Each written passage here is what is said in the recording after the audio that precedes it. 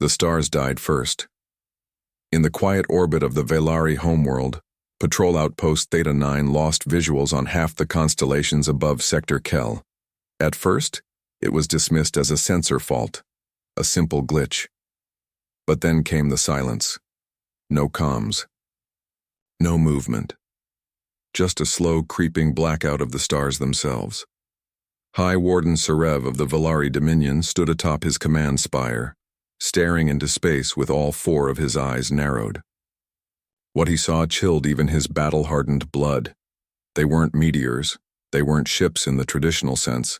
They were shadows, hundreds of them, each one as black as the void, blotting out starlight, moving without propulsion flares, and arranged in perfect mathematical formation. Not a single light blinked on their hulls. No heat, no engine trails, no transponders, and most chilling of all, no hails. Velari protocol demanded a warning shot. They fired one. It disappeared into the dark.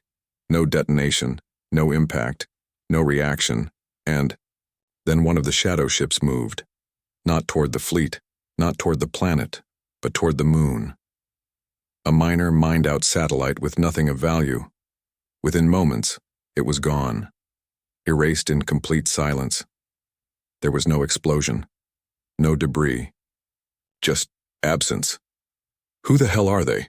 Warden Serev growled.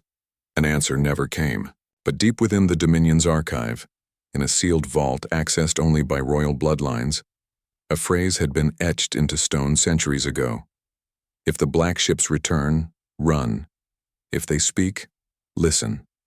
If they say nothing, kneel. On the Velari, surface cities turned off all lights, switching to low-power silent mode. Families huddled together in bunkers built for supernovas. Priests broke their silence to speak the forbidden name, one only found in pre-stellar myths, Terran. It wasn't supposed to be real. Earth had died. Humanity had burned itself out. Hadn't it? But now, drifting above their world, were ships shaped, like obsidian daggers, too symmetrical, too quiet, too human. They didn't fire. They didn't broadcast. They just hovered, watching, judging. Velari fleets mobilized, tens of thousands of warships charging weapons. But the moment the Dominion's flagship locked targeting on one of the black vessels, the entire fleet's systems shut down in unison. Just like that, dead. Every ship, every gun, every satellite, silenced by a ghost protocol. Then came the final blow. On the main screen of the Velari command citadel, the static cleared to reveal a single image. An ancient, tattered flag. A blue and white planet. 13 stars. Blood-red stripes. A human symbol not seen in over 6 centuries. Earth had returned, and it hadn't come to speak. No distress signals made it out of the Velari system, but the silence itself was louder than war. Merchant beacons on trade routes went dark one by one. Border colonies in nearby sectors reported strange disruptions, massive gravitational, shadows passing overhead, communication relays hijacked by static, orbital arrays warped into spirals of melted alloy. Entire moons were found hollowed out, their cores stripped clean, and their populations untouched, but missing. And still, no messages, no demands, no signs of life, just presence. On the floating spires of Vake Prime, Chancellor Relin of the Galactic Council summoned an emergency session. The chamber shimmered with hollow avatars of the core races. Dozens of nervous faces from across the stars. Murmurs rose like smoke. This is a piracy act. No pirate disables a fleet without touching it. This is a new AI threat. Rogue nanites, perhaps. But one voice trembled above the rest. Old, cracked. It belonged to Archivist Sortal, the last surviving member of the pre-Exodus Conquered. "They've returned," he whispered. "The Terrans." Half the chamber laughed nervously. The other half fell utterly silent. Sortal stepped forward, arms shaking, holding up a cracked tablet etched with ancient runes. 6 centuries ago, we exiled them beyond the spiral rim. Earth was deemed a death world, its people unfit for civilization. We forced them out and locked the records, but they swore they'd come back. He tapped the tablet. A message flickered on the screen, translated from primitive human script. Cast into darkness, we will become it. Forgotten by all, we will remember everything. The laughter stopped. On the outer edges of known space, a scavenger crew stumbled upon the remains of a Velari cruiser. The hull had been stripped of all weapons. No damage, no signs of fire. The log was intact. A single voice memo survived, choked, broken, terrified. They didn't speak, just boarded, moved like shadows, eyes glowing behind black visors. We begged. They didn't kill us, they just looked, judged, and left. But they left something behind. The message cut off. The scavengers found the gift in the medical bay, a long vertical slab of metal, smooth and obsidian-like, humming with dormant power, carved into its face in Old Terran. For every colony abandoned, for every betrayal, we remember. Council ships were dispatched, but none came back. Whole sectors went quiet. Even warlords began abandoning their fleets, choosing exile over confrontation. And now the rumors spread faster than truth. They're not human anymore. They don't conquer, they cleanse. If they visit, pray your bloodline never wronged Earth. Above all else, one phrase echoed in hushed voices, carried like a plague. Their ships were dark, their soldiers quiet, their reputation whispered like a curse. The Terrans are dead, they used to say. But the galaxy never asked what they became first. Deep in the sealed archives beneath Council Core Station Helion, a forgotten AI flickered to life. The emergency activation wasn't triggered by Council command, but by an outside intrusion. Something ancient. Something coded in a language older than the current galactic calendar. A forgotten dialect, Terran Standard. The AI spoke only once in a dry, machine-flat voice. Memory Protocol Omega Prime engaged. Prepare for review of Earth's final broadcast. Counselor Iresh stood alone as the vault walls lit up with the glowing sigils of old Earth. Most were unreadable. Some were warnings. All were cold. A recording began, grainy but unmistakable. A human male, gaunt-faced, eyes sharp like polished steel, stood before a war-torn Earth sky. Behind him, the ground split from orbital bombardment. Skyships burned across the horizon. He spoke with eerie calm. To the galaxy who betrayed us, you feared us. Not for what we were, but for what we might become. So you broke our treaties, poisoned our diplomats, burned our colonies. You cast us into exile and called it mercy. You called us too dangerous to exist, and we agreed, so we left and we made something worse. The feed cut. Counselor Iresh staggered back, heart racing. But something else drew her gaze. A newer recording. A recent one. The date stamp was from 2 weeks ago. It came from the ghost system of Thren 7. Long thought uninhabitable. The transmission was encrypted under a Terran protocol never before seen by Council systems. It took 12 minutes for Helion's super AI to break it. And then, a visual. It wasn't a planet. It was a machine. A world-sized engine drifting where Earth was once charted. Land masses moved in slow tectonic sync, like shifting plates of metal. Cities, vast floating superstructures, orbited it like moons. Everything glowed in quiet, functional darkness. No ornament, no signals. No names, just one image etched into the equator in planetary-scale letters. Earth remembers. The humans had vanished for 6 centuries, but they had not disappeared. They had retreated to rebuild, not to seek peace, but to perfect precision. The Terran exodus hadn't been extinction. It was preparation. And now they had returned, not to reclaim their place in the galaxy, but to make the galaxy answer for what it had become. Somewhere in the deepest silence of space, a Velari war hero stirred in a refugee cell. His voice hoarse, hands trembling, He whispered to himself over and over. They didn't come back. Angry, they came back patient.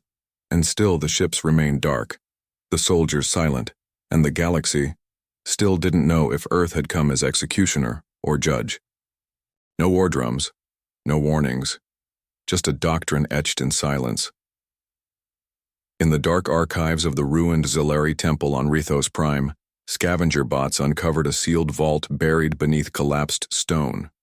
The Zilari were known for hoarding forbidden knowledge, but even they had labeled this vault doomborn.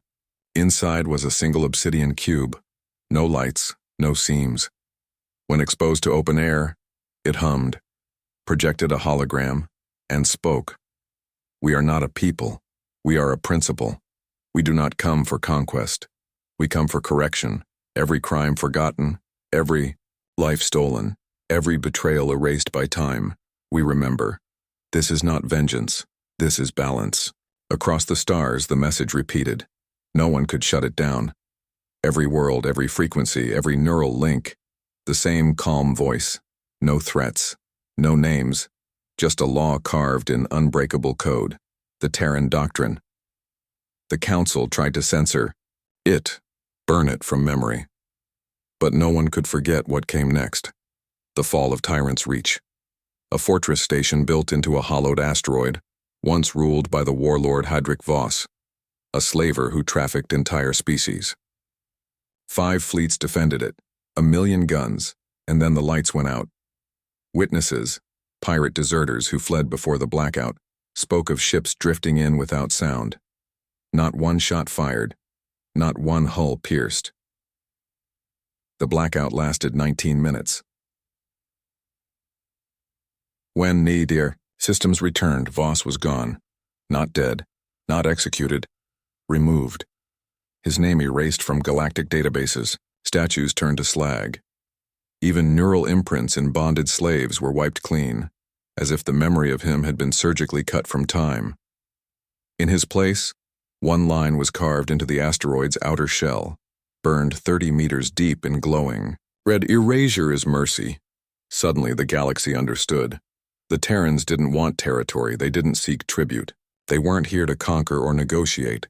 They were here to cleanse history, planet by planet, crime by crime. One by one, High Lord Sarek of the Vorthani Confederation held an emergency summit. "We must prepare to fight," he snarled, silvery, talons twitching. "But how do you fight ghosts?"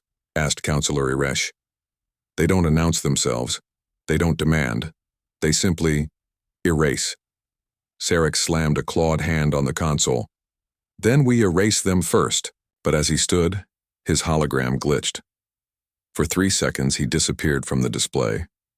The chamber gasped. When it reloaded, he was gone.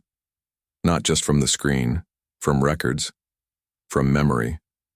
Even his aides blinked in confusion. Who were we? Just talking about? Someone asked. No one could answer. The Terran doctrine wasn't just about justice, it was a weapon, and it had already begun rewriting history. They thought Earth was undefended. That silence meant vulnerability. They didn't understand. Silence was the warning. The Galactic Council's emergency war doctrine was signed in record time. It was a desperate coalition, Vorthani dreadnoughts, Drethian assassin pods, Myric sunlancers, all united under one purpose: invade Earth, end the doctrine, erase the threat. It was called Operation Dawnbreaker, a name that sounded hopeful, a name that aged like poison. 37 fleets vanished into the black, heading for the Terran coordinates. They expected resistance. They didn't expect nothing. No fleet, no orbiting defenses, just Earth. Or what Earth had become. A world no longer blue, but black. A living machine planet veiled in silence, wrapped in pulsing metal continents and atmospheric distortion fields. Land shifted like breathing plates. Skies shimmered with faint circuitry patterns.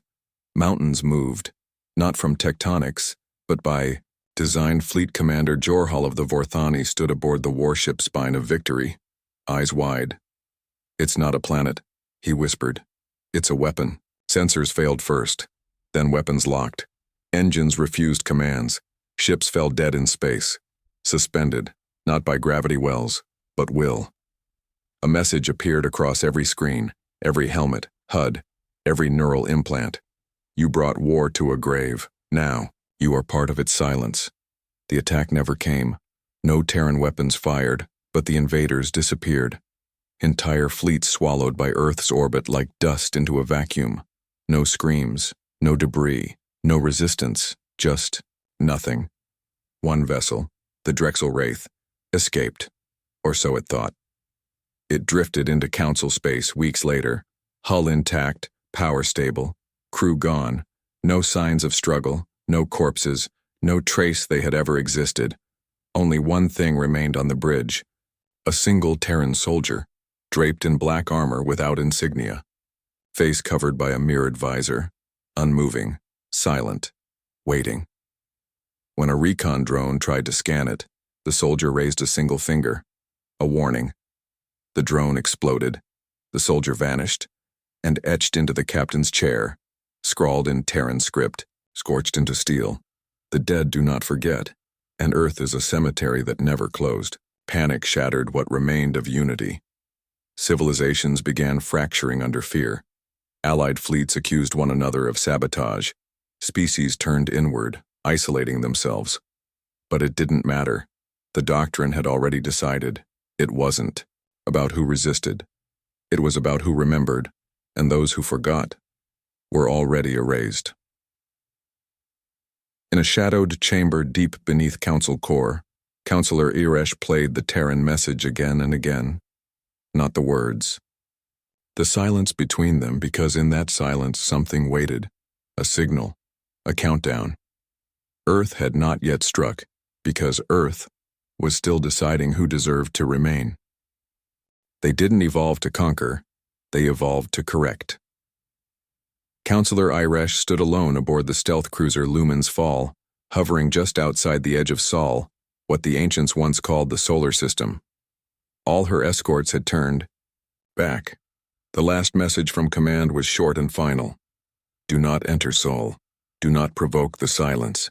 But curiosity is a trait older than caution. The black shroud surrounding Earth flickered like an event horizon. Not natural, not technological. Something in between. Sensors called it gravity interference. Iresh called it a curtain. She crossed it, and the stars went out. No sound, no time. Her ship no longer moved forward, it was drawn. There it was, Earth. No oceans, no sky, just pulsing, silent machinery. Mountains shifted. Forests of metallic trees breathed with mechanical rhythm. Great canyons crawled with crawling data streams like veins under skin. Then, a heartbeat. Her ship jolted as if struck by thought. Voice, not external but inside her mind. Calm, unforgiving, familiar. You trespass with questions that your kind buried in blood. You seek to understand what you once chose to erase. I want to talk, she said aloud, unsure if her voice even mattered. The ship responded by descending, not flying, falling, straight into Earth's atmosphere, swallowed by layers of nanite clouds and folding space. She expected fire, pain. War instead, she was placed gently on a surface that looked like obsidian glass stretching forever, and in the distance, them, Terrans. But not as she expected. Not flesh and bone. They moved like shadows, outlines of armor glinting in the ambient hum of the planet. Their eyes were not eyes, just stars behind visors. No mouths, no breathing, pure presence. They circled her, not with menace but judgment. Then the center of the planet opened like a blooming steel flower. Inside floated a mind, a human figure, suspended in a sphere of liquid light. Not aged, not young, genderless, radiating memory. It spoke without words. The message filled her bones. We are not species. We are sentence. We are Earth's memory, made immortal. Iresh trembled. Why now? Why return? A long pause. Then, because the galaxy forgets. Because justice delayed became justice. Denied. Because the children of Earth remember pain older than your stars. She tried to argue, plead. Not all of us were part of the purge, not all betrayed Earth. But the mind responded with infinite calm. We know, that is why you still exist. Then came the visions, millions of worlds, archives of the exiled, the betrayal, the forced exile, the war crimes wiped from galactic memory, every lie rewritten. Earth had stored it all, not as revenge, but as ledger. And now the ledger was full. You still exist, the voice repeated, because your time to speak has come. The rest have already been judged. As the ship rose back toward orbit, Iresh saw the truth. Millions of Terran vessels waiting, cloaked, patient, silent, around every major system. The doctrine wasn't a warning, it was a verdict. They didn't come to negotiate, they came to conclude. Across the galaxy at the exact same moment, the stars blinked. It wasn't a glitch. It wasn't a weapon. It was a statement. Every inhabited world looked up and saw the same thing. Terran ships, massive, unlit, silent, hanging above atmospheres without propulsion or signal. The void itself seemed to bend around them. Their surfaces shimmered like obsidian carved from thought. There were no insignias, no colors, no messages, just presence. At first, governments screamed into the void. They demanded intentions. They called for diplomacy. They threatened retaliation. And Earth said, nothing. Then the disappearances began. Again, not fleets this time, not commanders, but entire histories. The Vorthani war shrines melted into blank stone. Libraries in the Myrick archive suddenly showed missing millennia. Political bloodlines erased, and in every erasure, the same symbol appeared. Remembered, judged, removed. It spread like a plague of forgetting. Statues became shadows. Wars became rumors. Criminals became ghosts. Those who had built empires on bones now found themselves unremembered even by their own people. On Tenebrax 9, an elder whispered to a historian, "How can justice be so quiet?" And the answer came from a Terran ship that had hovered above the planet for 4 days without movement. Because guilt speaks louder than we do.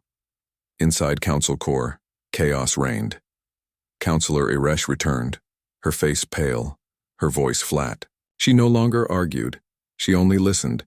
In her hands she held a data crystal, a gift from the Terran mind itself. "This isn't war," she told them. "It's reckoning." But even as planets begged for clemency, humanity remained still, until one act broke the silence. The Xerix Dominion, defiant to the end, launched a preemptive strike. 600 plasma lances fired directly at the Terran vessel above Xerix Prime. None hit. Time stopped. Every lance froze mid-space, particles unmoving. Then, they reversed. The blasts turned, curved, and plunged back into the Xerix cities that had fired them, striking the exact launch platforms, annihilating command nodes, sparing civilians. Precision beyond godhood. And still, the Terran ship did not fire, did not move. Only one message was broadcast in every Xerix dialect on every wall. "We do not bring death. We return it to its source." Panic erupted. Worlds begged for surrender. But there was no one to surrender to.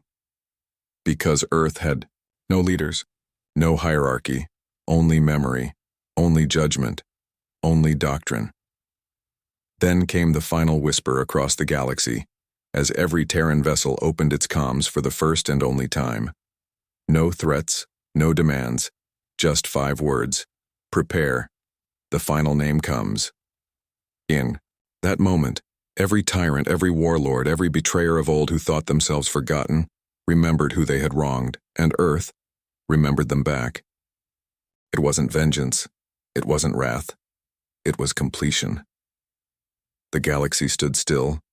Stars burned on, unaware of the silence gripping civilizations across every sector. From the jungle-stormed cities of the Drovan hives to the cloud-laced peaks of the Myrick Ascendancy, every species waited. Every Terran ship remained still.